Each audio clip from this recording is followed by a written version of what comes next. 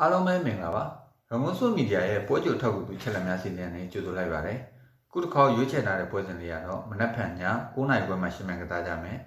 မန်စီးတင်နဲ့ Brighton တင်းတို့ရဲ့ပွဲစဉ်လေးကိုရွေးချယ်တုံးသက်တင်ပြပေးသွားမှာပဲဖြစ်ပါတယ်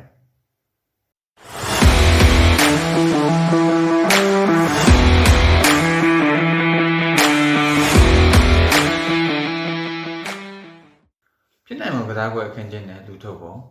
မန်စီးတင်ရဲ့ဖြစ်နိုင်ပွဲလူစင်းကတော့ကိုသမားနေရာမှာဆိုရင်အီဒါဆန်နောက်တန်းမှာတော့မက်ထရူနူနဲ့ခူဆန်တော့ရူဘန်ဒီရဲ့ဂဗာဒီယိုဝက်လက်မှာတော့နီကိုလက်ကွန်ဆာလက်ဖိုဒန်ဘာနာဒိုဆေးဘာဒိုကူဆာဗင်ညိုနဲ့တိုက်စစ်ပိုင်းမှာဟာလန်အထောင်ထားပြီးတော့၄နှစ်၃နှစ်ပုံစံနဲ့ပွဲထွက်လာနိုင်ပါတယ်ဘရိုက်တန်ရဲ့ဖြစ်နိုင်ပွဲလူစင်းကတော့ဘာဘလူးကန်နောက်တန်းမှာဆိုရင်တော့ဟင်ရှယ်ဝူဘန်ဟက်ကန်အဒမ်ဝက်စတာအစထူဘီနန်ကွင်းလက်ဘက်မှာတော့ကာလိုပါလီဘာအေရာရီရက်တာမီတိုမာမန်တက်နဲ့တိုက်စစ်ပိုင်းမှာဂျာဝဘတ်တို့အသုံးပြုပြီးတော့၄နှစ်၃နှစ်ပုံစံနဲ့ပဲပွဲထွက်လာနိုင်ပါတယ်ဒဏ်ရာရနဲ့ပွဲပဲဒဏ်ရာပွဲပဲဆင်းမှာဆိုတော့မန်စီးတက်မှာဆိုရင်ဂျွန်စတိုအကန်ကြီးနေတန်ကီရိုရီနဲ့အော်စကာဘူးတို့ဟာဒဏ်ရာပြဿနာကြောင့်ဒီပွဲစဉ်ကိုလွှဲချော်မှာဖြစ်ပါတယ်ဘရတန်တက်မှာတော့စကယ်လီအိုင်ဂေါကာဒိုင်နိုဂလူပေါ်မန်လူးဝစ်တွန်ဂျိမ်းမီနာနဲ့အိုရိုင်လိုတို့ဟာဒဏ်ရာပြဿနာကြောင့်ဒီပွဲစဉ်မှာပေါင်ကစားနိုင်မှာမဟုတ်ပါဘူးထိတ်တိုက်တွဲဆုံမှုများထိတ်တိုက်တွဲဆုံခဲ့တဲ့နောက်ဆုံး၅ချိန်မှာတော့မန်စီးတင်းက3ချိန်နိုင်ဘရိုက်တန်တင်းက1ချိန်သာနိုင်ပြီးတော့1ချိန်တည်ကြတာပါတယ်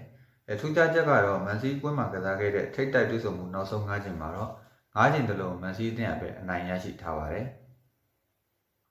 နောက်ဆုံးကစားခဲ့တဲ့ရလဒ်များလက်ရှိချိန်ဒီမန်စီးတင်းရဲ့ခြေစွမ်းတည်ငြိမ်နေခြင်းမရှိသေးပါဘူးနောက်ဆုံးကစားခဲ့တဲ့ပွဲမှာဆိုရင် Nottingham Forest တင်းကိုဝေးဝန်းမှာတကူကူမရှိနဲ့ရှုံးနိုင်ထားပါတယ်။ Brighton တင်းကတော့ပုံစံကောင်းတွေပြသနေပြီးတော့နောက်ဆုံးကစားခဲ့တဲ့6ပွဲဆက်တိုက်အနိုင်ရရှိထားပြီးတော့အဲ့6ပွဲထဲမှာ4ပွဲက Premier League ပွဲစဉ်တွေပဲဖြစ်ပါတယ်။တိုက်စစ်ကန်စစ်အင်ဝင်းဝေးကွင်းနှိုင်းရှင်ခြင်း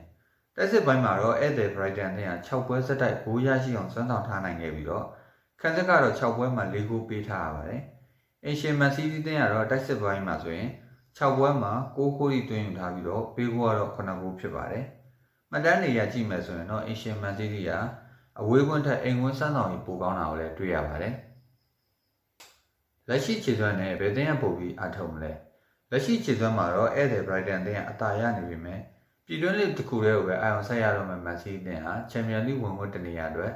ဒီပွဲစဉ်မှာအနိုင်ရရှိအောင်ပုံမှုကြိုးစားအထုံးမယ်လို့ထင်ပါတယ်။ဘူကီတွေရဲ့လေးပေးမှု